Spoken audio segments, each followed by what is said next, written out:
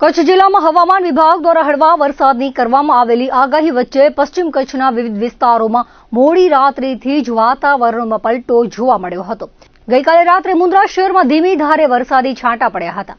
બાદ આજે વહેલી સવારે ધીમી ધારે વરસાદનું આગમન થયું હતું, જેના કારણે આ માર્ગો પરથી પાણી વહી નીકળ્યા હતા।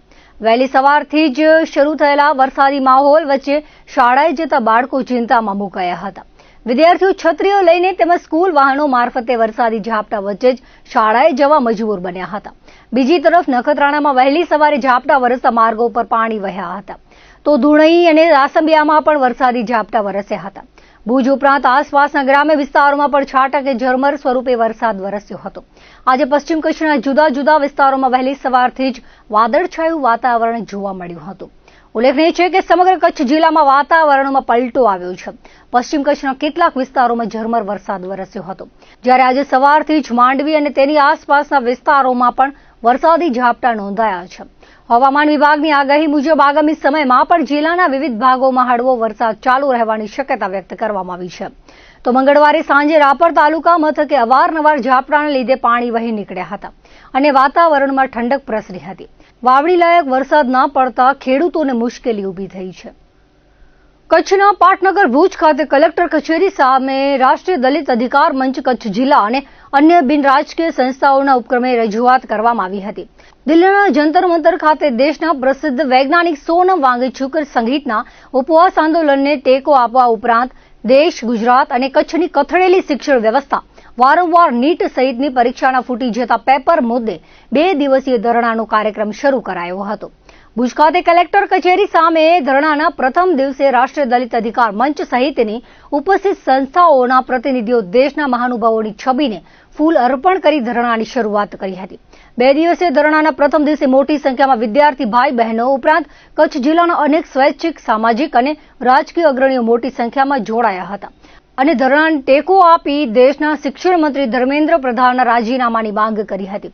ઉપરાંત કચ્છ જિલ્લામાં પ્રાથમિક અને માધ્યમિક શાળાઓમાં શિક્ષકોની સમસ્યા ઉકેલવા સાથે યુનિવર્સિટી કક્ષાએ ચાલતા ભ્રષ્ટાચાર અને અધ્યાપકોની ઘટ સહિતના મુદ્દે લડત ચલાવવા આહવાન કર્યું હતું।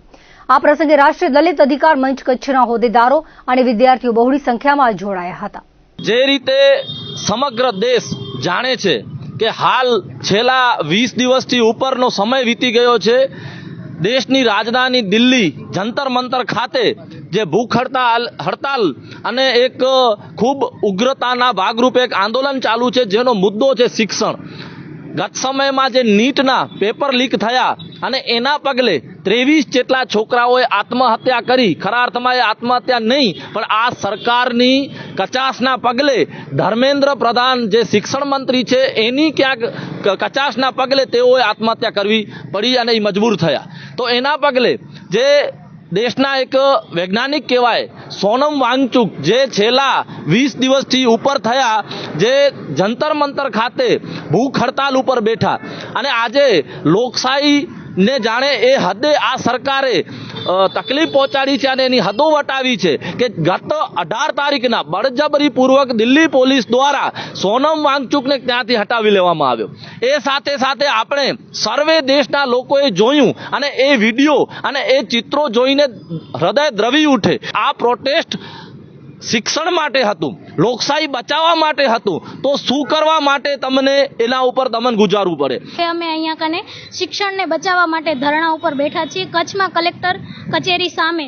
આપણે જોઈ રહ્યા છીએ કે આ ભાજપ સરકાર ઓમ તો કહે છે કે યુવાનોનો દેશ છે। શું યુવાનોનો દેશ છે તો યુવાનોનું શિક્ષણ શું સારા હાથમાં છે? એ જ લોકો યુવાનોના શિક્ષણ અને ભવિષ્યને મારી રહ્યા છે। એક તરફ તો દુનિયામાં બતાવે છે કે ભારત એ યુવાનોનો દેશ છે, જ્યારે એમને સારા માટે જોઈએ છે ત્યારે એક યુવાનોનું નામ લઈ અને સારા શબ્દો વાપરી અને દેશનું નામ રોશન કરવાની વાતો કરે છે, જ્યારે ખરેખર તમે ભારત દેશમાં એ યુવાનોને પૂછશો ત્યારે આપણે આજે જોઈ રહ્યા છીએ કે એ જ યુવાનોની હાલત દિલ્હીમાં શું થઈ રહી છે। એને મારવામાં આવી રહ્યા છે, ટીયર ગેસ આપવામાં આવી રહ્યા છે, જવાનોને મૂકવામાં આવ્યા છે। તો જવાનોના ઘણાઓના જે ઓળખ માટેના જે ડોક્યુમેન્ટ શું કહેવાય અહીંયા રાખવામાં આવે છે એ નથી, તો પછી યુવાનો જ અહીંયા કણે સેફ નથી। અને તમે વાત કરો છો કે ભારત અમારો યુવા પ્રધાન દેશ છે, તો ના તો યુવાનો જોડે રોજગારી છે, ના શિક્ષણમાં છે, શિક્ષણમાં જઈએ તો પેપરો લીક કરે છે, નીટ જેવા પેપરો, અને સર્ચ કરીએ છીએ આપણે ગૂગલ ઉપર તો કેટલાય પેપરો લીક થાય છે, એનો કોઈ આંકડો નથી આપેલો. જો તમે આંકડો નથી આપતા તો કેટલા એવા અંદરખાને પેપરો લીક થતા હશે? શું આમાં અમે યુવાનો સેફ છીએ? અમારો ભવિષ્ય સેફ છે? અમે પ્રશ્ન ઈ કરીએ છીએ. બીજો પ્રશ્ન કે બાળકોને અમે જોઈએ છીએ એઝ અ કાઉન્સલર, મેં આજ સુધી જે 1 વર્ષ કામ કર્યું છે, તો બાળકોની જે સ્થિતિ છે કે ભણતરમાં એવા વિષયો રાખેલા છે કે જે સેમેસ્ટર પદ્ધતિ રાખી દીધી છે, જે કાંઈ કામની જ નથી આવતી, કે ભણાવવામાં આવે મૂકી દો, તો પછી બાળકોનું ભવિષ્ય ક્યાં ડૂબી રહ્યું છે? શિયાળાની ઠંડીમાં જે કચ્છનું રસોડું વાજબી ભાવના શાકભાજી અને રાહતદાયક બજેટથી મલકાતું હતું, તે જ રસોડામાં આજે ચોમાસાના પ્રારંભે મોંઘવારીનો કાળો કેર વર્તાઈ રહ્યો છે. જાન્યુઆરી અને ફેબ્રુઆરી મહિનામાં જ્યારે લીલા શાકભાજીના પૂરતા પુરવઠાના કારણે લીલા મરચાં, ટમેટા અને લીંબુ જેવી દૈનિક જરૂરિયાતની વસ્તુઓ સાવ સામાન્ય પરિવારોને પરવડે તેવા ભાવે મળતી હતી, તે જ વસ્તુઓના ભાવ આજે ચોમાસાના પગરવ સાથે આસમાને પહોંચી ગયા છે. પશ્ચિમ એશિયાના ભૌગોલિક રાજકીય તણાવની સાથોસાથ દૈનિક વપરાશની ચીજોમાં થયેલા અસહ્ય ભાવ વધારાએ મધ્યમ અને નીચલા મધ્યમ વર્ગના કચ્છીજનોની કમર ભાંગી નાખી છે. વર્ષના પ્રારંભે એટલે કે જાન્યુઆરી અને ફેબ્રુઆરી માસ દરમિયાન કચ્છી બજારોમાં ટમેટા પ્રતિ કિલો 20 થી 30 રૂપિયાના વાજબી ભાવે ઉપલબ્ધ હતા. લીલા મરચાં પણ 40 થી 50 રૂપિયા કિલો અને લીંબુ 40 થી 50 રૂપિયા કિલોના ભાવે મળી રહેતા હતા, જેના કારણે સામાન્ય ગૃહિણીનું ઘર ચલાવ બજેટ એકદમ સંતુલિત રહેતું હતું. પરંતુ ઉનાળો પૂર્ણ થતા અને ચોમાસાની શરૂઆત થતા ચિત્ર તદ્દન બદલાઈ ગયું છે. કાળઝાળ ગરમી અને ત્યારબાદ વરસાદી ખેંચ કે અતિવૃષ્ટિના લીધે પાકને થયેલા નુકસાનના કારણે બજારમાં આવક ઘટતા શાકભાજીના ભાવમાં 2 થી 3 ગણો મોટો ઉછાળો જોવા મળ્યો છે. આજે એ જ ટમેટા 80 થી 100 રૂપિયા કિલો, લીલા મરચાં 100 થી 125 રૂપિયા કિલો અને ગરમી તથા વરસાદની વચ્ચે લીંબુના ભાવ 200 રૂપિયા પ્રતિ કિલોની સપાટી વટાવી ચૂક્યા છે. શાકભાજીના અણધારે અને આકરા ભાવ વધારે ગૃહિણીઓનું આખું ગણિત ખોરવી નાખ્યું છે. અત્યારે જોવા જઈએ તો બેઝિક થોડું ઘણું બધામાં વધારું આવ્યું છે, અને જે છે એ વરસાદના કારણે બી થોડુંક આવે છે, જેના લીધે આપણે પાનવાળી વસ્તુ કહી શકીએ કે ધાણા, તો કોથમરી બહુ મોંઘી છે. એનો રીઝન બી છે કે વરસાદ પડવાના વધારે કારણો ધાણા બારેથી આવે છે, એટલે એ બી થોડા ખરાબ બી થાય છે, એટલે એના લીધે મોંઘું છે. અને બીજે આપણે અહીંયા વરસાદ નથી, એ બી એક અછતનું માહોલ છે, એટલે એના ખેતીમાં પણ ઘણી તકલીફો પડે છે, એટલે પણ શાકભાજીમાં થોડું વધારું આવે છે ભાઈ. એટલે જોવા જઈએ તો અત્યારે આપણે ઓફ સિઝનમાં જોવા જઈએ તો જો એક તો ધાણા છે, ફ્લાવર છે, વટાણા છે, શાકભાજી અમુક છે, ચોરી છે, મરચાં છે, એવી વસ્તુઓમાં વધારો આવે છે, જે થોડું ઘણું સિઝન બી નથી મટરની, તમે સમજી શકો છો, વટાણાની, તો એના લીધે થોડા મોંઘા રહેશે ભાઈ. અને બાકી બધું બેઝિક જ છે ભાઈ. જોવા જાય તો 10-15%, 20% એવું વધારું થઈ જતું હોય છે ભાઈ.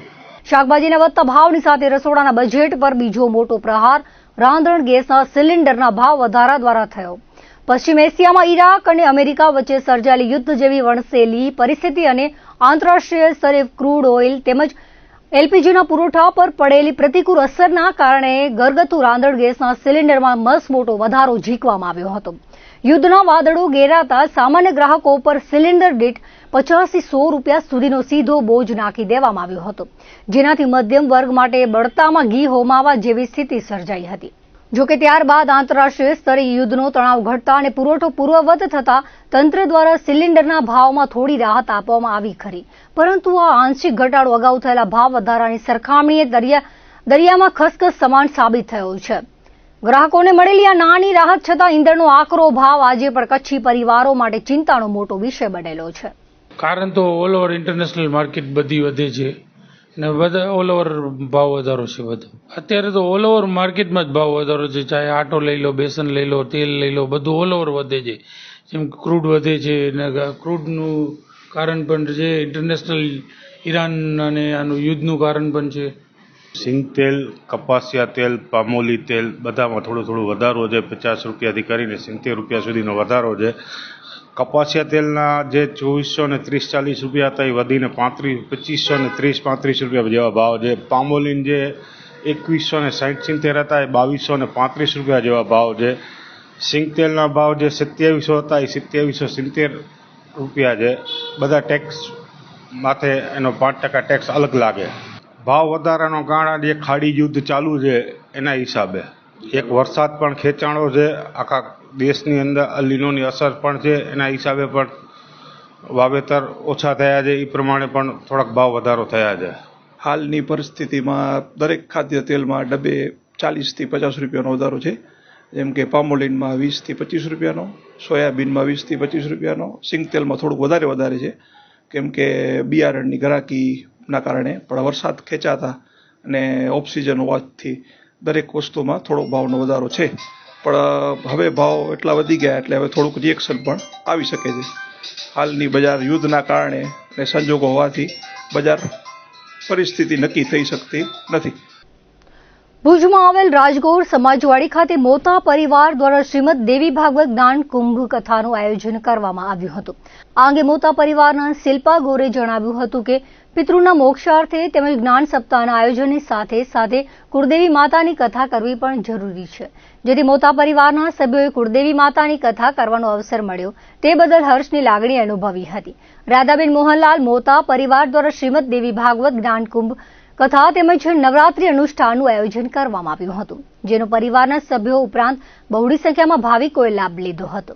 મારા મમ્મી પપ્પા શ્રીમતી રાધાબેન મોહનલાલ મોતા પરિવાર અને અમે 8 બહેનો સાથે મળી અને શ્રીમદ દેવી ભાગવત જ્ઞાન કુંભ કથાનું આયોજન કર્યું છે. અને ઘણી જગ્યાએ આપણે જોયું છે કે ભાગવત સપ્તાહ પિતૃઓના મોક્ષાર્થે તો થાય જ છે, પણ અમને બધા બહેનોને અને મારા મમ્મી પપ્પાને એવો વિચાર આવ્યો કે આપણા કુળદેવી માતાજી માટે પણ કંઈક કરવું જોઈએ. અને આવા વિચારને લઈ અને અમે શાસ્ત્રી શ્રી જયદીપભાઈનો સંપર્ક કર્યો. તો મહારાજે કીધું કે આનાથી વિશેષ આ ગુપ્ત નવરાત્રી છે, એનાથી વિશેષ આ સપ્તાહ માટે કોઈ સમય ન હોઈ શકે. તો અમે લોકોએ આ દેવી ભાગવતનું આયોજન કરેલ છે. અને ખાસ વાત કહું તો આજનો જે દિવસ છે એ નવદુર્ગા પ્રાગટ્યનો દિવસ છે.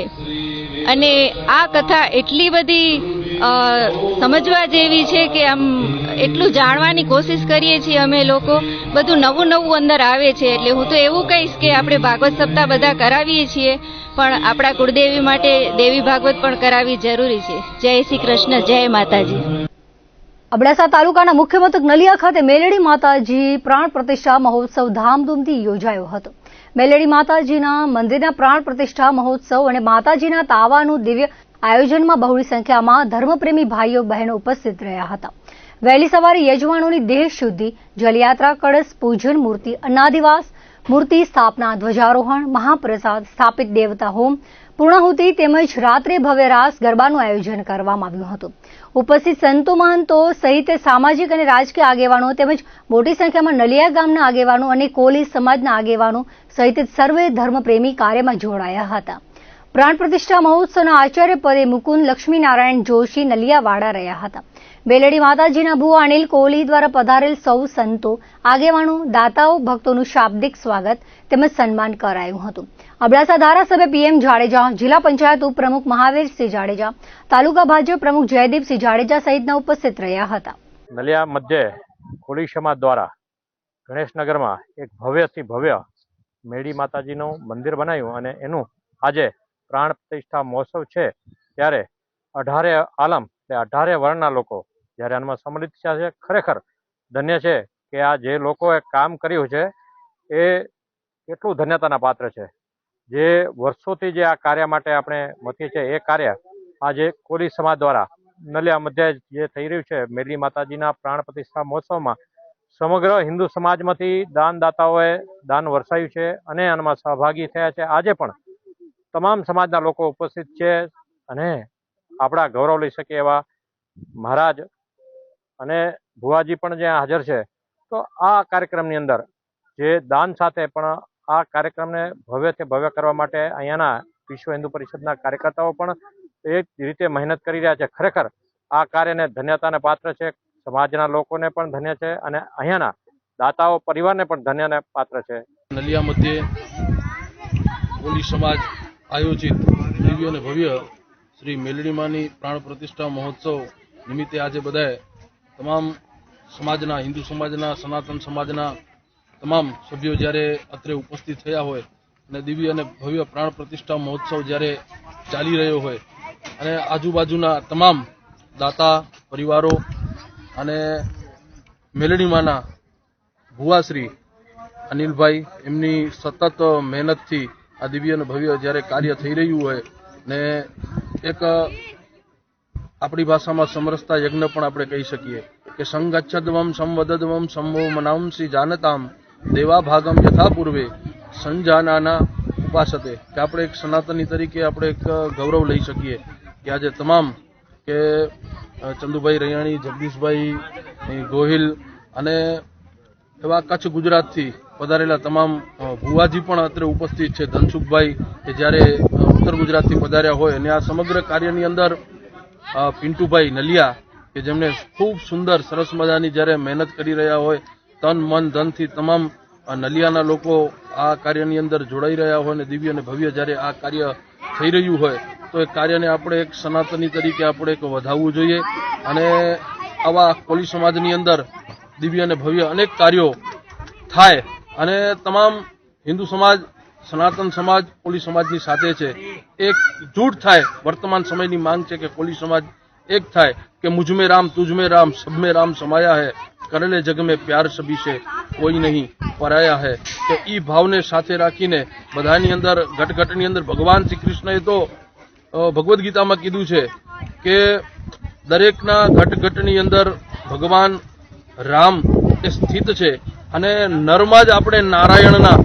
દર્શન કરીએ એ ભાવને આજે નલિયા મધ્યે ખૂબ કાર્યને કોલી સમાજે સુંદર સરસ રીતે ચરિતાર્થ કર્યું છે. તો એ જ ભાવનાથી આપણે બધાએ એ સમાજને પણ આપણે ખૂબ સપોર્ટ કરીએ, સહયોગ કરીએ ને દિન પ્રતિદિન એ સમાજ ખૂબ પ્રગતિના પંથે જાય, શિક્ષાની અંદર, દીક્ષાની અંદર સતત અભ્યાસ કરતા રહે. એ જ ભાવનાથી આવા દિવ્ય અને ભવ્ય કાર્યને આપણે બધાએ ખૂબ પ્રેમ ભાવથી વધાઈએ. માતાજી એમને પરિવારની અંદર સુખ સમૃદ્ધિ આપે અને આવા કાર્ય કરવાની સદાય એમને પ્રેરણા આપે. દર્શક મિત્રો, આ હતા અત્યાર સુધીના કચ્છ ટીવી સમાચાર. ફરી મળીશું નવા સમાચારો સાથે, નવી અપડેટ સાથે. ત્યાં સુધી મને રજા આપશો. નમસ્કાર.